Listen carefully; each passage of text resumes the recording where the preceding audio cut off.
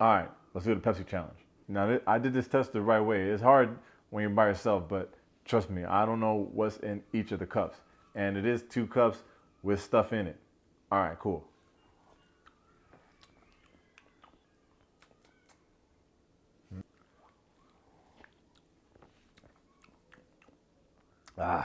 No, this one's better. Damn. That thing buzzing. I ain't gonna hold you.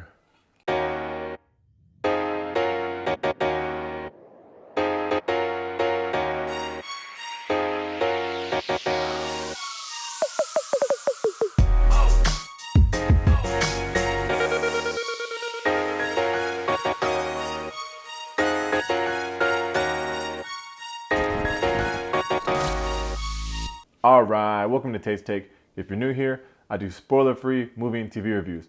Give you a little background, just to let you know if I think it's worth checking out or not. If that's something you're into, hit that subscribe button for your boy. For my regular taste takers, let's see if this guy's got a case or if he's just playing crazy. Get it? I said plain crazy, and it's about a jet. Never mind. Quick background here. Pepsi, Where's My Jet is a new Netflix docuseries that tells the story of a famous legal battle in the 90s between Pepsi and some regular dude. It was directed by Andrew Renzi, who also directed The Curse of Von Dutch on Hulu, which I never heard of, but now I need to watch to find out why people wore that junk. Pepsi Where's My Jet was produced by Boardwalk Pictures, which also did other Netflix stuff like Last Chance U, which is fire, Cheer, and Chef's Table. It's got 4 episodes, about 40 minutes each. Let's get into the story. All right, plot time. So some of y'all may have heard this story and you know how it ends up, but I had never heard of it. I didn't know where it was going. So in this review, I'm not gonna get into the resolution, none of that. There's no spoilers here at all, I promise. All right, so boom. Like I said, Pepsi Where's My Jet? I don't know how I missed this story, but it's basically a simple concept. Now, you know when those brands be having those contests, right? Like buy a whole bunch of this and trade it in for this. I know like single-handedly, I was trying to get every single cereal box top to save my school when I was growing up. So anyway, in the 90s, Pepsi ran a similar concept. Pretty straightforward concept, and they had a commercial and everything. 1 Pepsi, 1 point. So in the commercial, you see like this kid in a t-shirt for 400 points. Pepsi sunglasses, 1,000 points. But then at the end of the commercial, they tell you that you can get a Harrier Jet for 7 million Pepsi points. But there's like no fine print. It's just there. It's just after the t-shirts and stuff, a jet. Now, the more Pepsi you drink, the more great stuff you're going to get. Play that again? No fine print came up. I don't care what anybody else says. That is a legit offer. And this was a Super Bowl ad, so the whole country saw it. Now, of course, Pepsi's thinking, obviously, no one's gonna drink 7 million Pepsis to get this jet. And that's where they were wrong.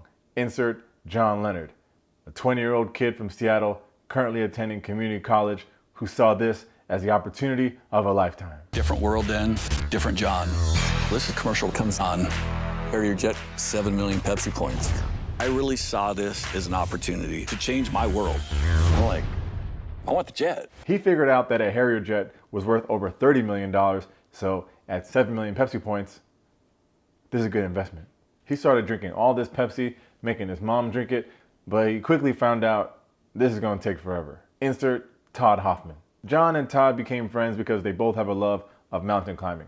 They both have the goal of climbing the tallest mountain on each continent. Todd was also rich, so John thought it would be a great idea to pitch this whole Pepsi Jet thing to his buddy Todd.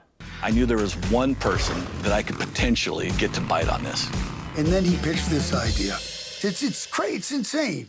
So Todd's like, all right, man, this sounds crazy, but just let me see the commercial. There's no way they ain't put no fine print on that thing. So then John's like, okay. He plays the thing, and then Todd's like, wait a minute. They ain't put no fine print on that thing. And then John's like, yeah, I told you they ain't put no fine print on that thing. And then he's like, play it again. And he plays it again. He's like,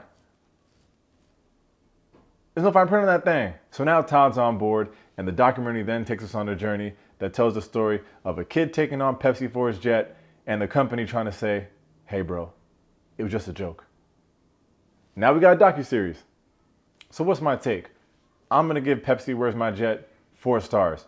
Such a unique, creative, quick documentary. It's like 4 episodes and we're out of there. It's perfect. And such a lovely change of pace from all that true crime stuff. Like the amount of research I did on this Jeffrey Dahmer thing, like I know it set me back a little bit. So this is a nice change of pace.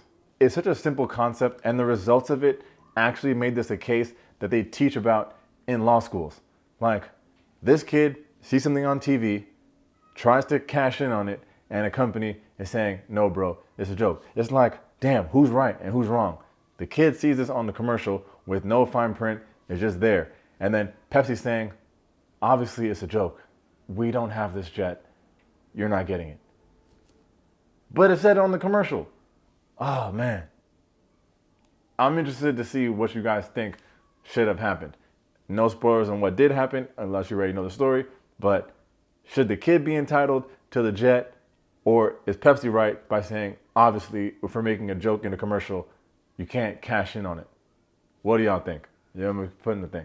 But yeah, this Pepsi Where's My Jet thing is just a great watch. And they don't do the typical documentary thing where they go back and tell you the history of Pepsi, how it's founded in the 1800s, and all this nonsense.